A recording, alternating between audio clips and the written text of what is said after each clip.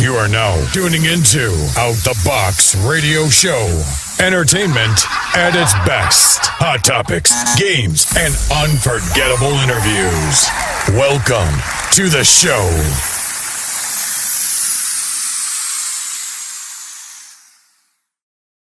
What's going on, Jared and Jonay? What up? You are gripping that bottle mighty I tight. just took a shot, that's and it was why. strong. Yeah, they over here drinking. I don't know why, but I've been drinking. We feel amazing right now. Actually, we have a random story because we were talking about this off air. Some of us have records, and some of us wow.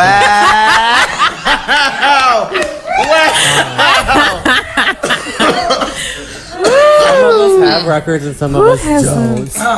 I think all of us have been in some sort of trouble before, though, right? So you don't have a record at all? I have stuff on my record, but we're not talking about me right now. So is it traffic? Not currently, though.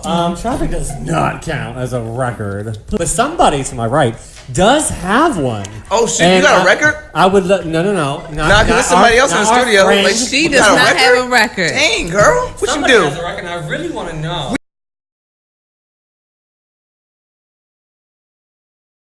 What happened? Lord, forgive me for my cursing and saying your name in vain. You're not hiding behind those shades. What happened? Look, y'all. Okay, so I hate that you bring up my personal. I'm nonsense sorry, and but everything. we love to talk about crazy stuff on Out the Box. So, unfortunately, yes, I have a record. Another black man in the system. Oh.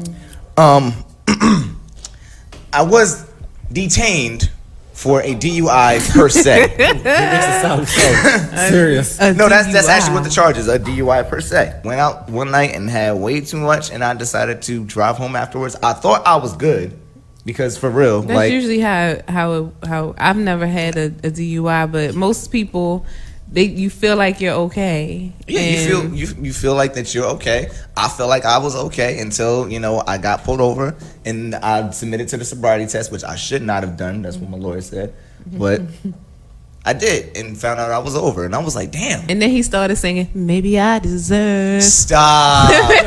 because the other thing that we was talking about off air was our celebrity lookalikes, and every day there's at least one person who says I look like Tink. Me personally, I see it like half the time. Like 50%. I see it. Like I see 50%, it. I can see it. I But can see it. you have said it, all of my friends have said it, strangers have said it, girls have said it, and that's when I'm like, oh really? Well, maybe I deserve your phone number. Apparently I look like Tank. I'll take it. Huh? Can you sing? I can. Well, can we get a little clip? Because I never heard can you you drop sing? a tune before. I always sing a little Can I bit hear on you this do show. a little bit or something? No, because He was so serious. No. because you dropped my record on air. It's okay, Well, bro. We're all friends here. I didn't drop your record She on didn't. air. She didn't. So come Yeah, on. you did. Sing for Jonay. Nah. Yeah, sing for me. You want me to leave for a second so you can sing? Nah. If you go on his It's page either and like a little look bit- through his pictures, you may see it a little bit more. I'll be seeing it sometimes. She about to answer stalk.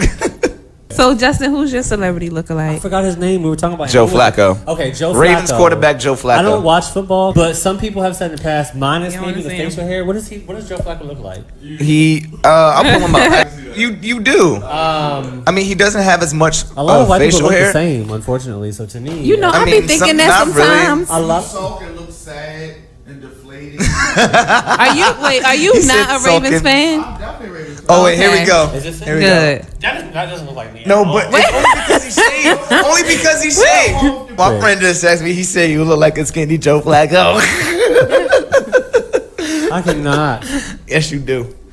Which conversation? We didn't talk about John Day's celebrity lookalike. Go ahead. You all know Okay, what it is. so when I was younger and smaller and chinky-eyeder, I used to get a lot Kamora Lee Simmons. Like, oh my God, you look like Kamora Lee. And it was just so convenient that we had the same last name. My last name is Simmons. And I'm like, oh, then we must be sisters. But But then recently, I mean, even in the Dominican, at work, walking down the street, people like, you know who you look like? Do you watch Love and Hip Hop Atlanta?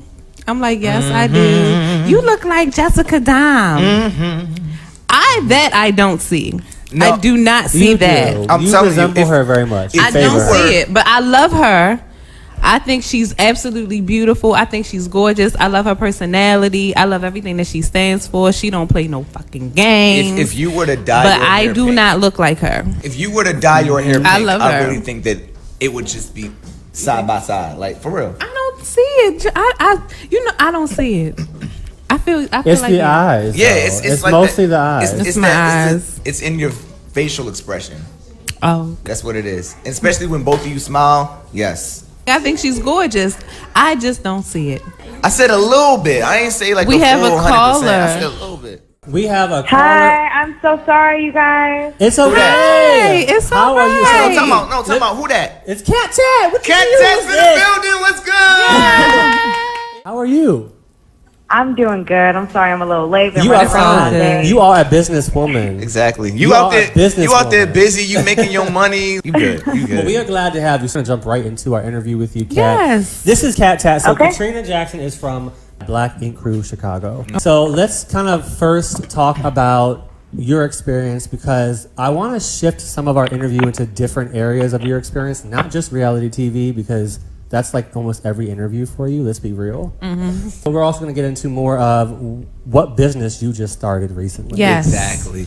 So let's talk about how long you were actually on the series for, and when did you leave? When did you leave the show? I was on the series when we first started. We got the series in 2015. They came across our shop, and they were like, "This is reality TV magic." So from there, Right. everything came about, and then I completed 3 seasons of the entire show. So from Right. season 1 to season 3, I completed. Okay, season 1 to season 3. Now we do know, we are aware, you actually did transition to California, and I was watching one of your, I think it was maybe Instagram or Facebook Live. You were doing like a recording from home, I believe. So I recently found out why you actually left Black Ink Crew Chicago, but I don't want to be the one to say it. So let me shift it to you, Kat. Tell the viewers and the fans, what is the reason why you left Black Ink Crew Chicago? Yeah, if you guys tuned into the beginning of season 4, then you see all that drama Yes. that Ugh. happened with the whole, shop getting shot up and all that stuff. And that incident actually happened when I was in town for filming. Right. I didn't plan to quit the show, but that incident happened one night when I was in town for filming, and that was just like kind of like the final straw. Yeah, for me. absolutely. You know, the backstory between like, the conflict that happened most of season 3. For that to happen the one night that I was in town was no coincidence for me. And then Right. being that, I live in LA now, and I, wanted to open up a shop and just had my own dreams and aspirations, it just didn't make sense for me to stay and be involved in Right. that storyline. Like, I'm trying to build a brand across the Exactly. country, and the first thing that happens is, a shootout in Chicago. Like, Oh Right. yeah, Yep, you own that's that. scary. Which is already, Yeah. I mean, and you're from Chicago, so, no offense when I say this, but which is already an image of Chicago because people know the crime that goes on there. So Yeah. let alone do you want to ruin your own reputation when you're starting your own business and you're an ambassador of your own shop. Absolutely. Absolutely. Yeah. And I mean, the show was a huge, huge blessing. We all were, given a platform to do great things, and it just ran its course for me. It started Right. to become a negative thing. So that's when I wanted to walk away from it. Now, if you could say this and be honest with us, do you have any regrets from your 3 years of being on Black Ink Crew Chicago? What would you say, if anything, that you regret doing? I have no regrets, like absolutely no regrets. I enjoyed the experience. I, was in my early 20s when we first got it, and I think that I went through a lot of things that a lot of people, girls, guys, go through, and a lot of people are afraid to talk about, or a lot of people get picked on for going through similar situations. So Right. I was happy to be, transparent and go through everything, and just be resilient and just keep thriving through whatever you go Right. through. So it was a good experience for me. television came back around and wanted to follow where I'm at in my life now, Right. I would do it all over again. I actually have Live With No Regrets tattooed on me. So Nice. Okay. yeah, That's what's up. I really don't have any regrets. It was fun, you know, the good, the bad. It was all worth it. Now, you guys did a lot of different activities, events. You traveled on the show as well. And I kind of want to know, based on your experience, what was like your favorite moment or favorite outing that you had while you were on the show? Favorite outing? Oh, man, there's so many. I don't know. I think the most fun parts were season 1 right in the shop. Like when we had our, it was, you know, the very first season, but like when we had our 1-year anniversary party, season 1, and when we did anything like inside the shop, because that was kind of our natural element, you know. And it's weird because out of all the things we did, like, you know, from traveling to different countries and stuff like that, that was actually more like work. That was the producers kind of putting us in settings and seeing what happens versus us being our natural element and having fun, you know. So it's like, yeah, it's cool to be able to experience different countries and stuff, but under those, you know, circumstances, we didn't really get to enjoy it as much because, you know, it was like work. So I do have a question. What's your relationship like now with everyone? Like, I know you guys were a family, and so now that you're in LA and you're doing your own thing, you have your own shop. Like, do you miss your friends? Do you miss your family? Like, even aside from all of the drama, still families have drama, friends have drama. They sure do. Like, how do you feel? Like, do you miss it? Yeah, I miss everybody. Me and everyone are still, I'm super close with everybody, Good. except Ryan. Ryan and I are the only ones that are not friends. But me and Charmaine, we FaceTime every single day. Me and Van FaceTime all the time. I talk to Don all the time on Instagram. Like, we're super, super tight. And when I go home, I was actually just in Chicago a couple weeks ago, and I tattooed at Van's studio. Van threw a big old party while I was tattooing, got a food caterer, a DJ. Like, I'm still tight with everybody. They're gonna come here. They come to all my events to support. So I'm still super close with everyone. I think that one Apple is the one that kind of secluded himself, but everybody else is still tight. And Chicago's home is always family. Like, my dad's there, my brothers, my nephew, my dog, everybody. So that's dope. I miss it. That's dope. Because you already mentioned, and I know you're tired of hearing this name, so I'm only going to ask you one question, because a lot of people ask you about Ryan. We know what happened. We saw the show. But I just want to know in general, like, have you talked to him at all since your departure? Have you been in contact? Have you had any sort of, at least, reconciliation between what happened between you two and a sense of peace of mind? No, not really. You know, the situation was what it was. It was super messed up. Like, that last episode where I was crying my little eyes out was really like I was heartbroken. the last time that we spoke. And then there was no communication. I was very, very disappointed. I was hurt for a little while, more so just from a friendship. Like I said, you know, things don't work out, whatever, but at the end of the day, we were friends much longer, you know, and I thought that the friendship went much deeper. So after that episode, there was no contact at all, and I just, like, got over it. Like, I felt like I just moved on, bossed up, whatever. And then when season 4 started coming out, and there was so many, like, I feel like, I don't know, people kept dragging it on, like, on social media, and dragging him and saying, oh, he's messed up for doing this. I think that's when he started trying to, like, kind of reach out a little bit. And by then it's like, I'm over it. You know, it's been, 6, 7, 8 months and no contact. And now you want to try to reach out to apologize because you're getting dragged on social media. Like, no, that's not authentic to me. But there's no bad blood. It just, you know, I feel like our friendship wasn't ever really that deep, you know, for it to end the way that it did. So it's just been one of those things, like, just move on, and, you know, congratulations to him, wish him the best, and, you know, we can be cordial from a distance. There's no hate there. I don't know if you still watch the season, but the episode when Nicki Minaj was there, she was like, where's Kat? She's like, where's Kat? I'm not on the show at all. Like, I have not been in any episodes, but every Wednesday when I get on Twitter, I'm like getting all these notifications. So that particular Wednesday, I got on Twitter and everybody was like, and I was actually doing a tattoo. And I got on Twitter and everybody's tagging me like, yes, the queen was like, where's Kat? So then I saw the clip on social media. I'm like, oh, I'm posting this right away. I was a little petty. Glow up. You know. Being that I love what happens behind the scenes with stuff, and what I was very shocked about, of course they're going to show this on the show because it was drama related, let's be real. That's what brings the viewers in. Right. When, I believe Jennifer is her name, the one who's with Ryan, when you were at the beach and you mentioned to her what happens, and all of a sudden it just went cray-cray. Like, she went off on production. And I know you guys may not have seen this, my co-host may not have seen this, but she was throwing bottles. I've seen it. She was absolutely going insane on production. It's drama-filled, right? Yep. Even though I feel bad for the EP who looks like a dumbass. Because he was, first of all, we know he probably set that shit up. Did the EP set that conversation up between you and her, or was it more genuine, you just said, look, I want to talk to her, I have some things to talk about, can we do this? I mean, it was that season was just crazy. But the fact of the matter was,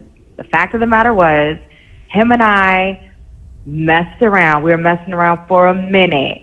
She was not a part of the show for 3 seasons. Right. Him and I are messing around, and then we start filming again. And now I hear that they're back together. And now she's on the show. So unless I'm super shady and secretive, like, it was going to come out regardless. I'm like, okay, it's going to be aired you created either way. this situation. You chose to pursue me in between seasons. Me and you've been messing around for a minute. Now you got this whole situation that you've been pursuing too. Right. And now we got to film together. Like, Right. it was going to come out whether it came out episode 1. And on top of that, everybody knew. The producers knew because, exactly. you know, they knew that he was interested in me since day 1. You know, all the friends knew, all the cast knew. Right. Nobody was stupid. So it's like he created this and then just expected everybody to just be oblivious.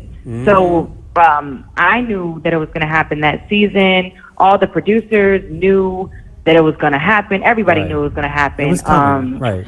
They were just tricky because Ryan wanted to control everything. So he did everything in his power to not let her and I film together. Right. So if anything, the producers took us to Mexico to get us in a situation where they can get us on an island together. Right. You know what I'm saying? Right. So they set up a situation that he would not be able to control. Right. It was a well thought out plan, I'm sure, because production they take their time to think about how exactly this segment will go. Well, So they can get that money. You know, at least to say the cat's out the bag, and no pun intended, cat. But you know, it was, like you said, it was coming out regardless. So Yeah, absolutely. What do you think, in your opinion, what is the hardest challenge overall to you that you face in reality television? Seeing myself shit-faced. No, just playing. I guess the hardest thing for me, no, really though, I guess it was hard for a while, the social media comments. Yeah. Like, especially season 3, like, I would get thousands of comments, and I was just, you know, like, at first you want to delete them, but then it's like, okay, people are talking, let them talk.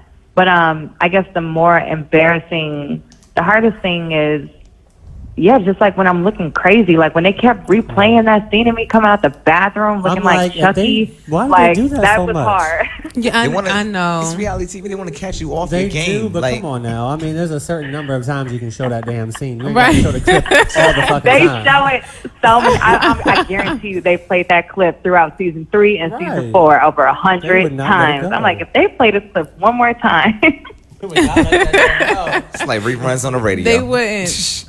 All right, so I want to get into some behind the scenes talk when you were on the show. Let's do it. Do you have any crazy or memorable behind the scenes moment that you had with any of the cast members or maybe anybody on production? Oh yes, that's a great question. Looking for a little bit of juice right here.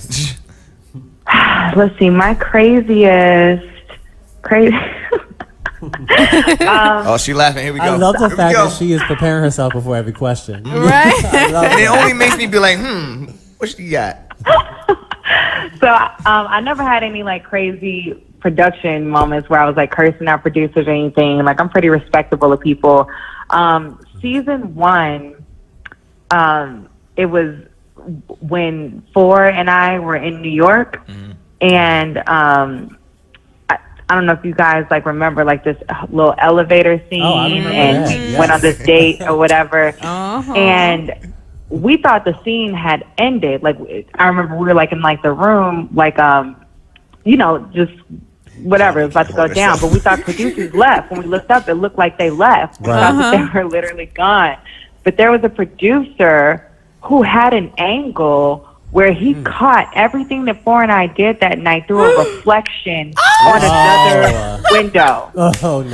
So, talk about invasion of privacy. When I went to film, like, the next day, and I, like, walked into the room with the producers, they were just looking at me like they just know me, like, you know, on another level. They got to know a little bit more about you. Oh, hell no. They said that they, you know, they cut the cameras off and that they really did disappear, but the fact that they had this angle that I'm like, I didn't know how long they were there or what. It was just really embarrassing, you know? You just know that you just hope it wasn't going to be leaked in the footage. Right. Oh, my God. Yeah, exactly. I'm watching every last second of what you put out there to make sure I do not show or see nothing crazy. I know, my gosh. Yeah, so they told me that, you know, they had that, and I was just, that was our first season too. So when it aired, I will never forget just leading up to that entire season airing. I just thought that one episode was going to be my demise because I didn't know what they were going to show. I was brand new to it, but luckily it was G-rated and it was more behind the scenes. Only they knew, you know. Especially you don't want something like that attached to you like your whole career while you're on the show. You know what I mean?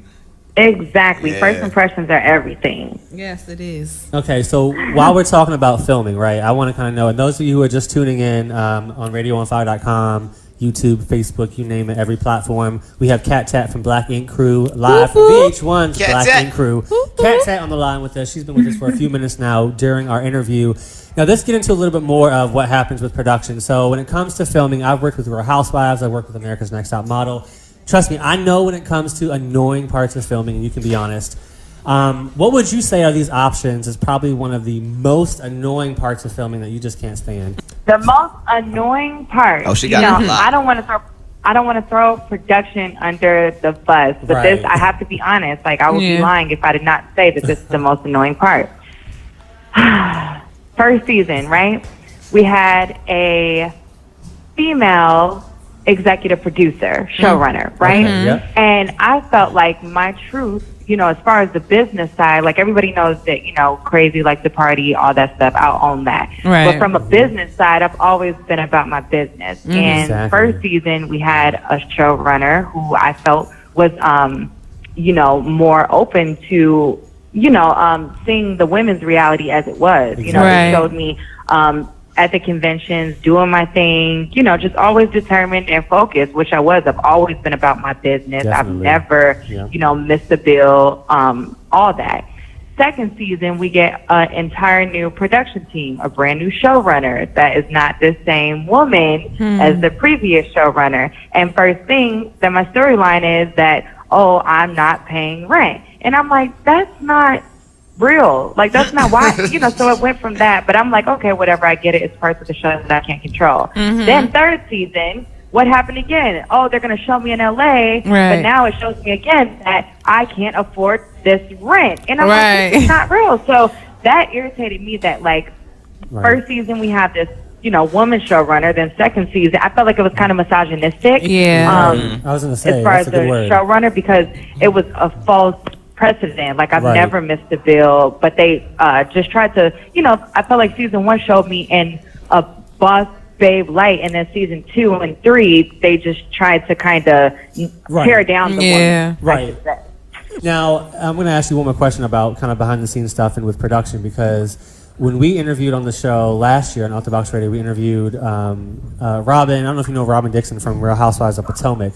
But I'm close with a few of the Potomac housewives, and Robin mentions she hates the green screen interviews because a lot of times with different shows, and for those of you who don't know, with reality TV, you think that what you see in an instant of a 30-second clip is actually filmed within probably a whole 8-hour shift with sometimes a whole day, if not hours and hours of them sitting in a chair in a green screen just being manipulated in front of blasting lights in their face. Right. So, I mean, it's almost like you're a piece of chicken that's just being fried. You know what I mean? Like, literally, you're sitting there in this camera. So, what was it like for you with the green screen interviews? And was that one of the annoying things that you kind of got tired of as well? Oh yeah, green screen. Oh my God. Well, you sit in hair and makeup for hours, Right. and then you wait for the other cast members to get out, which could sometimes be hours. So it's just exhausting. It's exhausting, and they're not fun. Sometimes they're fun. Sometimes they'll put you in there with a producer that you really get along with, and blah blah blah. And then other times they're like, it's almost like you're like reading like a script, like they want you to say things super animated and describe this scene how they want you to describe it. And it's like, dude, I don't talk like that. Like, I went through that and I felt like this. And they're like, but no, say it with your hands and scream. It's annoying. Now, I will say, as working in production now, I will say we do have to do that for some of our guests, because some guests are not as animated, or they look like a stick. Like, some people just stand there. And it's like, no, have some personality behind your interview. It was very annoying also, because you would literally sometimes, they would get a sound bite where you would repeat what they say word for word. Right. So that's one thing I hate about green screens myself, even as being a cast, was having to deal with that and being manipulated to say some things that you just would not say. Yeah, this is not you. It's not you or your situation sometimes. Yeah.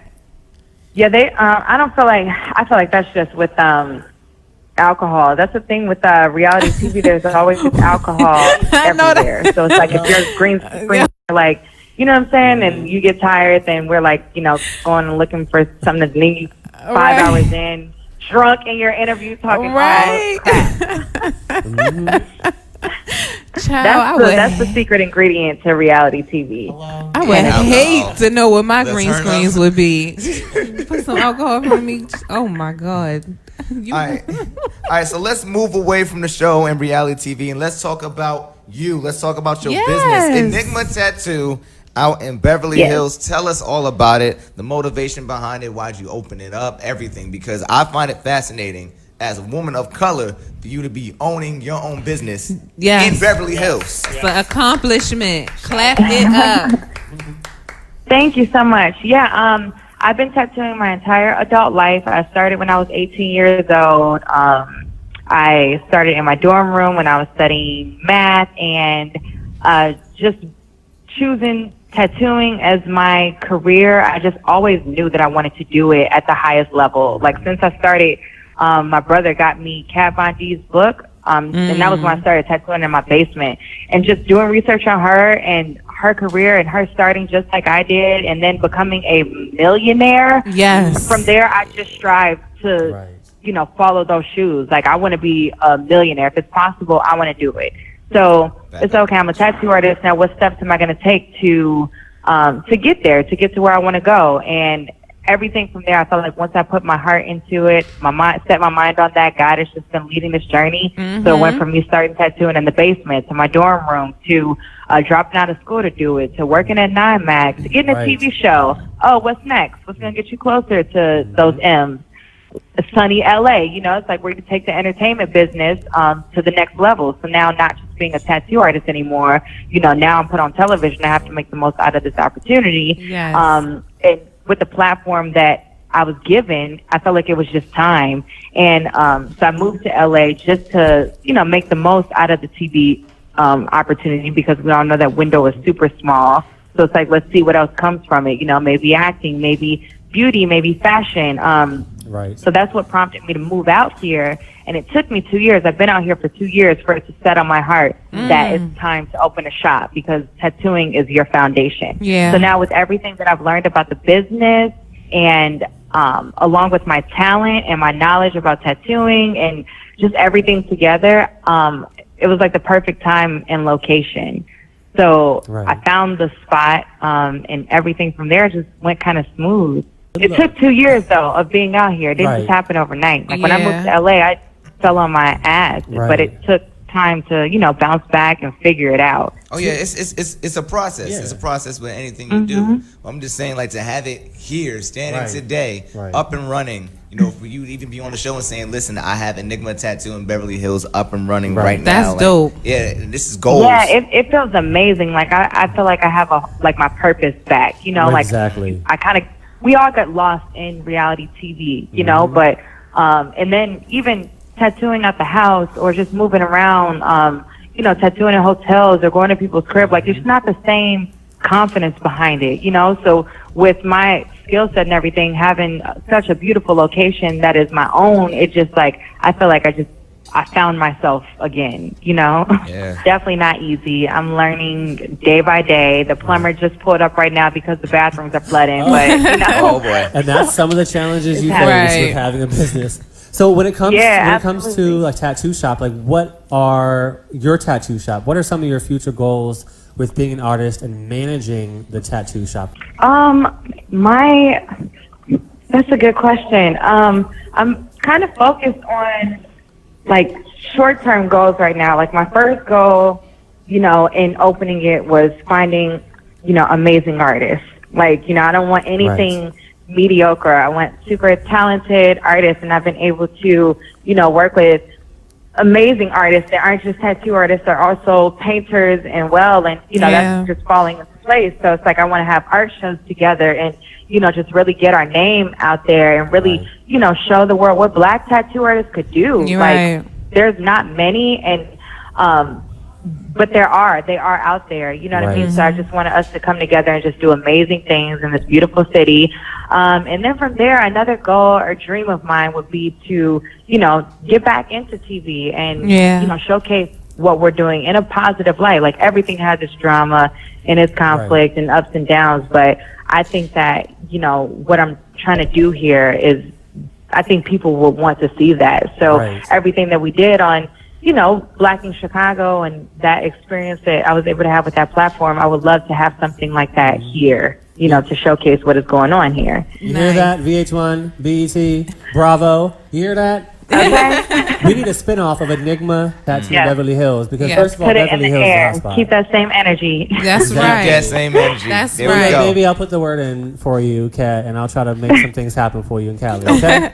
Justin got the Thank you hookup. so much. I will get the hookup for you, and we will make it work. What feedback would you give people, period, whether they're young, older, women, men? What feedback would you give them when they're interested in starting their own business?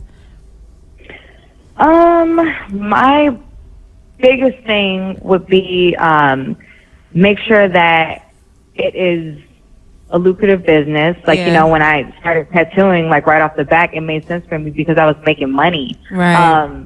And then from there, I think that you should just sharpen your craft, whatever it is that you do, just work on being the best at it, stay focused. And I think when you are starting your business, as long as you have the plan and the knowledge and everything, I think that one of the biggest things that worked for me is to not be afraid to take those risks. Like every risk that I have taken has paid off.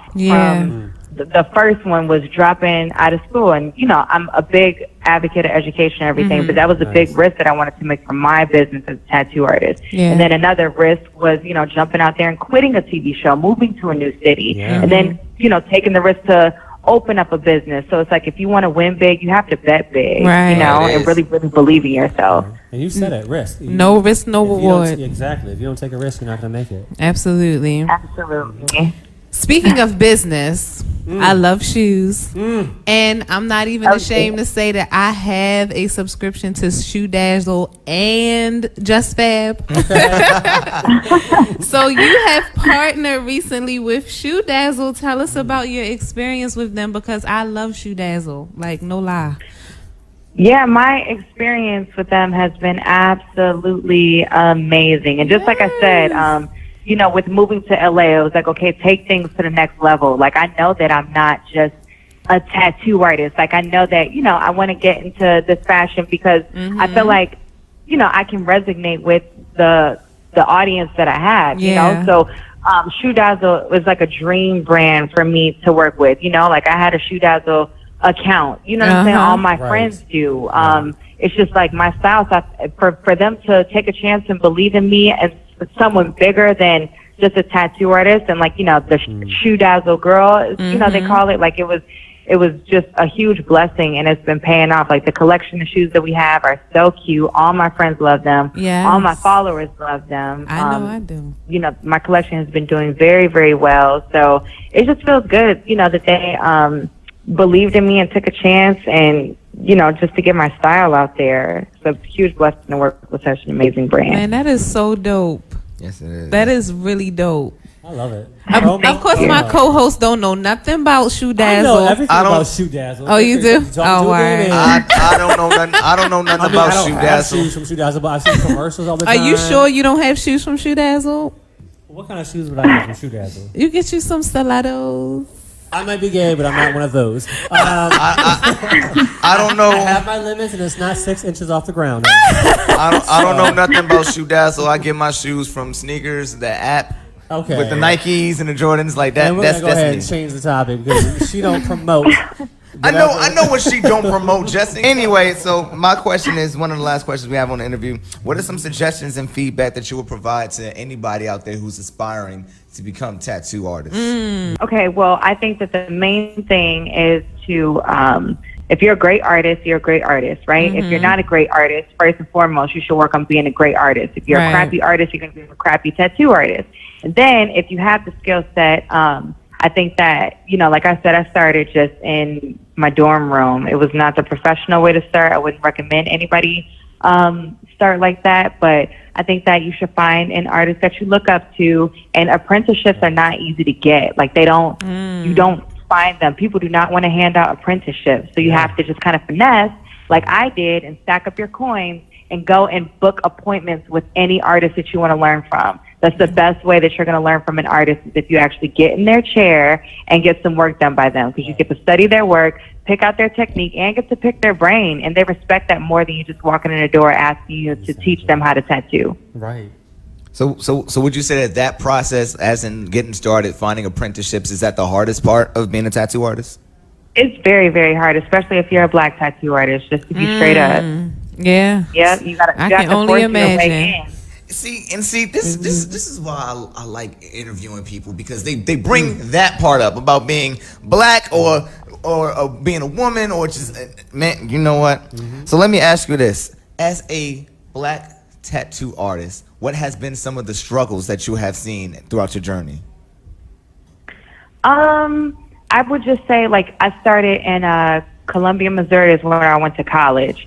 So that's a real small, you know, little town. And it's crazy too, because people say I don't even look that black, but I'm black and I feel black, right? So, like, when I first started tattooing my dorm room machine, I remember taking my machine into Google found like the best shop in that town. And I brought my machine into that shop, and just when I walked in, I just felt like, you know, like, I don't know, it wasn't the most inviting, and that is just kind of like what I struggle with a lot of tattoo shops. It's like, you know, they're very, very tight knit, and you know, didn't really want to, you know, expand or offer any. They didn't want to like help. You know what I mean? Right. Yeah. That's just probably like the hardest part of that. Like, people think that black tattoo artists have a reputation of being scratchers and just tattooing in the kitchen and stuff, but there are really there's so many that have formal art training and are really, really talented artists that want to be better, but, you know, it's hard getting that foot in the door. And you know what I mean? It's like they want to help each other and give, you know, apprenticeships to each other, but, you know, for us, it's kind of like, okay, you got to find another way. Look, let me go in here and book an appointment so I can.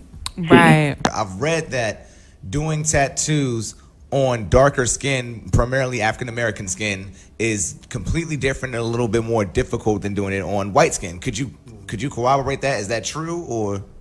Yeah, it's absolutely. It's like, okay, if I'm gonna give you a piece of white paper and I'm gonna give you a piece of brown or dark brown paper. Yeah. Which one are you gonna draw on?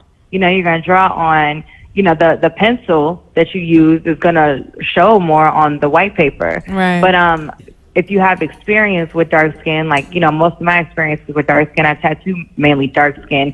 We know techniques and everything, and just visually how to make something stand out and look good from a distance. You can't use the same techniques that you would use on a piece of white paper, you know? So on dark skin, I just go bigger and I use way more contrast. You know what I mean? Sometimes you can't fit all that super, super tiny little detail. It's like you might want to hold out on some of that on darker skin. And that style, actually, when you go bigger and do a lot of contrast, like I kind of carry that style over to lighter skin now. And it kind of just, you know what I mean? But you just have to know how to work with it and know what's going to look good on different skin tones. It all comes with experience. Nice. All right. I think I want her to pop my tattoo virgin cherry. Yeah, well, you better have that pop that tattoo virgin cherry money. That ain't that bad. Excuse I me. have 8 tattoos. and I have HR money. I need more. Don't play with me. We did talk about this off air. You got the HR money. So let me say this. Before we go, can you please drop your social media for all those who are watching the show right now live, both your personal and your business social media? Yeah, my personal one is Kat Tat Girl. Everybody thinks it's Cat Girl, but it's really Kat Tat Girl. KATTATGIRL. And the shop page is Enigma Beverly Hills, and there you can find all the other amazing artists that work here and just keep up to date with what we got going on. Awesome. Y'all heard it. Right. Kat Yes. Tat Girl and Enigma Beverly Hills. Check her out. If you haven't seen her on Black Ink Crew, you probably are crazy, first of all, because she's on multiple seasons. That's why you're watching the show right now. Y'all got on demand. Y'all can watch it. But go back and watch it. It's on YouTube. It's on demand. VH1 on demand. You got it. So she is, first of all, she's beautiful. Oh, Let's be yes. honest. Yes. She is Gorgeous. drop dead gorgeous in all of her photos. And I Thank just you. admire you in many different ways. So kudos to you. For being a Yes. beautiful Thank woman. you. Thank Yes. you for Yes, talking thank you with for us. being on the show. Thank you for going out the box with us. It Yes. has been a pleasure. We had a wonderful interview, Kat. Absolutely. Anytime you guys want me back, I'm here. This was so much fun. I love the questions you guys asked, and looking forward to talking to you guys again and seeing you when you come to LA. Yes. Yeah. You got it, Kat. We'll hope to see you very soon, and That you sounds have a like it's gonna wonderful get night. Yes. Nice. Okay, you She has to get back to her business. Yes. Right. Take care now. Thanks, Kat. All right, bye-bye. Bye. To everyone who is tuning in, we're actually about to wrap up the show now. Out the Box Radio. Already? We had Miss Kat Tat, Katrina Jackson. This month we actually had 5. We're having 5 shows, right? Whoop. 5 shows, Is not it, just 4. is it like that? I got so excited I dribbled a little bit. Loose mouth. On both ends. Yes. It's time to I had to go. go out in a It's good time way. to go, ladies and guys. gentlemen. He out here. See you next week. On both ends. Oh yeah, it's time to go. It's time to go. DJ Diamond K, Nibble wrap it on up, the please. dribble. It's time to go.